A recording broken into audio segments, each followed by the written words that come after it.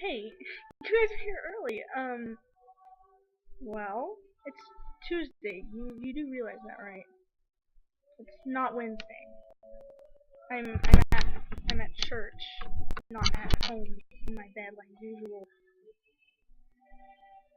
Well, I suppose I could talk to you guys anyway. Get it done a little bit earlier than usual. Well, okay, so today we're talking about getting advice on your first draft, like advisors, like how to use advisors, how to find advisors, what to ask your advisors, all that kind of awesome stuff. I know a lot of you guys finishing your first draft, you're probably not all that excited about it. You probably don't like it very much. You might feel a little bit unsure as to how it is and whether or not you want anyone else to read it. But once you finish the first draft and you put out a number of words, you put out the basic plot line of the story and a subplot, it's time to get further advice. It's time to broaden your scope by allowing other people's opinions to influence your work, because a work does not exist in a vacuum. My English teacher always says that. She always says that a work is affected by society and by the people who read it, and so having readers early on in your writing process is extremely important. So that's what we're going to talk about today. Um, First of all, what are advisors? Advisors are basically someone who you pick and you bring in and say, okay, I need you to read this story and answer some questions about it for me, and tell me what you think about it, and highlight parts you like and highlight parts you didn't like, etc. And you need them because, like I said, works don't exist in a vacuum. They need a readership, and one of the greatest ways to find a readership is through advisors. If you have someone who sees your work from beginning to end, they are much more likely to recommend it. They automatically think higher of it because they saw when it was in a bad place and saw it transform into the novel that it is. And so, how you choose your advisors? First of all, pick at least 3 people. You need to have a good base. You need to have enough people that you can get valuable information. One person's probably not going to be enough people, simply because one person with their own personal opinions and everything are not going to be able to give you enough valuable advice out of just themselves. You need at least 2 other people besides that one. If you're going to go bigger than that, I wouldn't recommend any more than 5, just because at the first draft stage, the work is still kind of private, it's still your own, and you're not nearly ready to release it yet, so you want to only pick people that are, you can trust. And so usually keeping that in a smaller group is better than a large group. So no more than 5, no less than 3. 2, be selective and pick 2 people who know your writing, know your genre, your audience, and who know their own writing and who are good writers, good mentors. If you guys don't feel like you have that, please feel free to contact me. I know a few people who might want to help you. I myself would love to help you. Basically, you just want to get someone who knows the basic fundamentals of writing, knows how to construct a story. Finding a published author or an editor would be fabulous. You don't always have that, but you do with me, because I just finished writing my first book, and I would love, love, love to help other young writers get out there, other first-time writers. Wherever you're at in your writing journey, please contact me. I would love to help you. And being published myself, I know a bit more about how it works and what is publishable, how to make something publishable, and other stuff like that, as well as the actual continuity of a work is something I'm very strong in. And so then 3, be inclusive and get even better advice by picking 1 or 2 people who don't read often or are on the outskirts of your audience. And this is important because you want to get that good, strong advice from other writers who know exactly what they're doing, who can pinpoint places where there's problems, but you also want to get information from people who are likely to be your readers and from people who might randomly pick up your book without necessarily being your audience. So if you pick one person who is an avid reader of, let me start over. If you pick one person who is going strong in their writing career, one person who is either an avid reader of your genre or really, really understands your genre and maybe writes for your genre. 3, someone who's like on the outskirts of your genre who doesn't really read your genre very much or may not have experienced your genre very much. And 4, someone who doesn't read often, because you want to be able to keep the attention of someone who's not an avid reader, just like you want to be able to keep the attention of someone who is. And so you need different aspects in your story that will fit both of those people. Of course, you want to gear it towards more the people who read often, but if someone were to pick up your book, you want to be able to make them fall in love with reading. And so having the elements they need in your story is important too. So I'd recommend picking up someone also who doesn't read very often. Also, remember that your advisors have lives of their own. They're busy people in and of themselves, especially if they're authors themselves. So I would pick calmer times of year, like the summer or over the holidays, when they have more time to read and school isn't distracting them as much, maybe when they have a work vacation or other things like that, because otherwise you're going to have to stick around, wait around for a long time, and have to be really patient, which can be difficult when you're on your first draft and you're not sure if your story is good and you just want to go back and look at it and look at it and look at it. It's important to get feedback really quickly.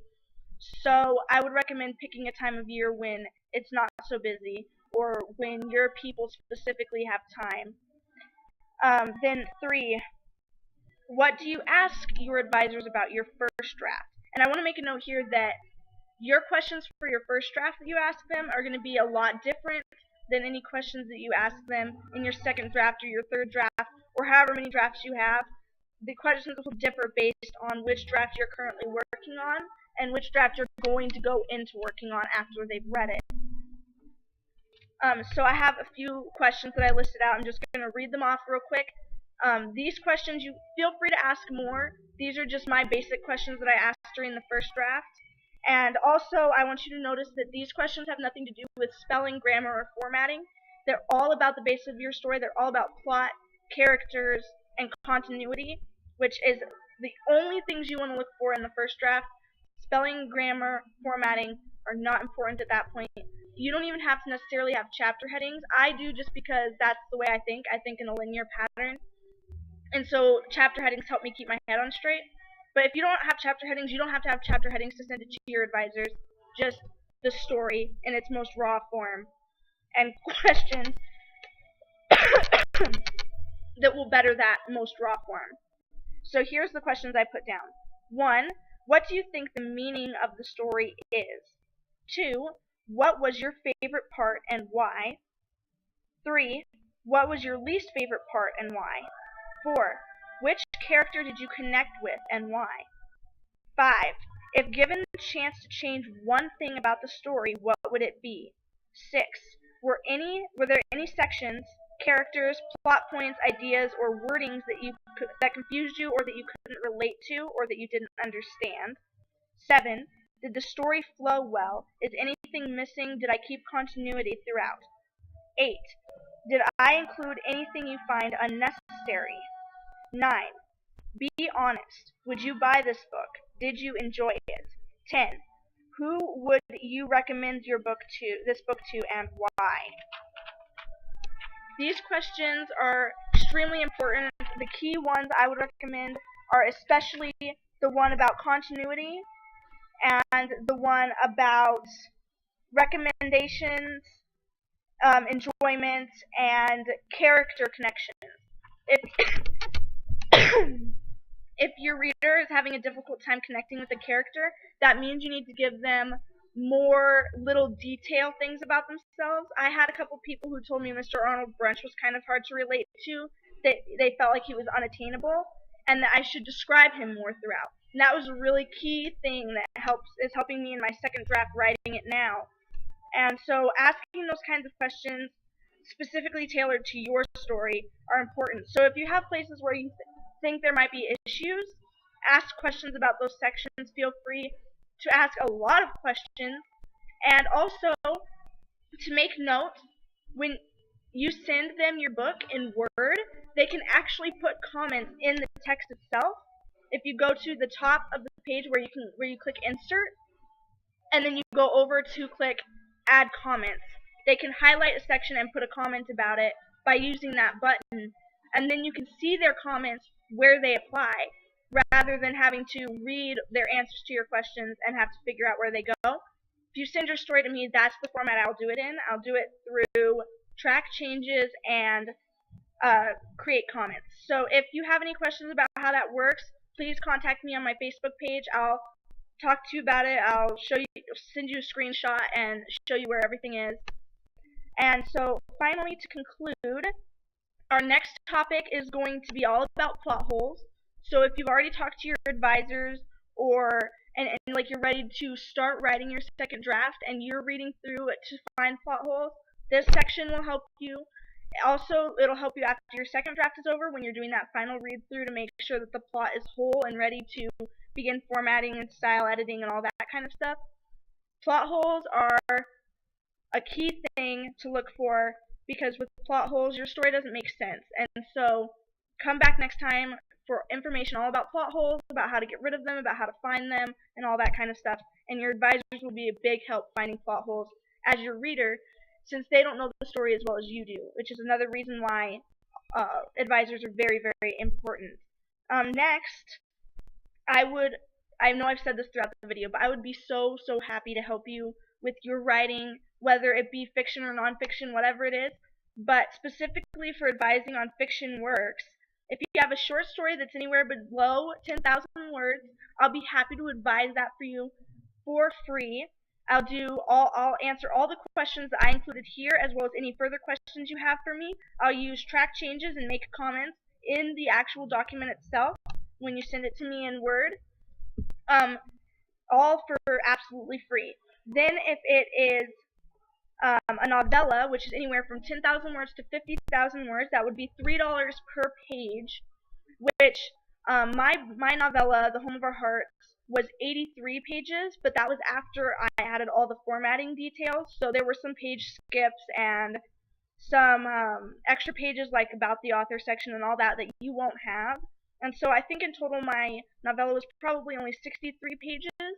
So $3 per page is not too much once you add it all up, and it would really help me in my new business if you were to contact me about editing services.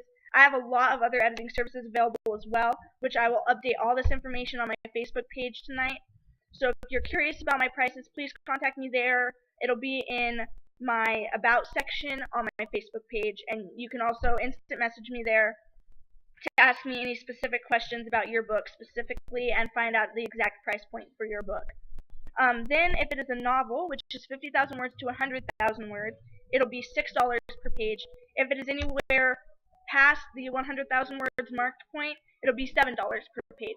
So as you can see, as you go up in word count, it's going to cost more. That's because it takes more time on my part, more focus on my part, to make sure your story has the concept of continuity throughout, the characters are growing and building upon themselves throughout the pages.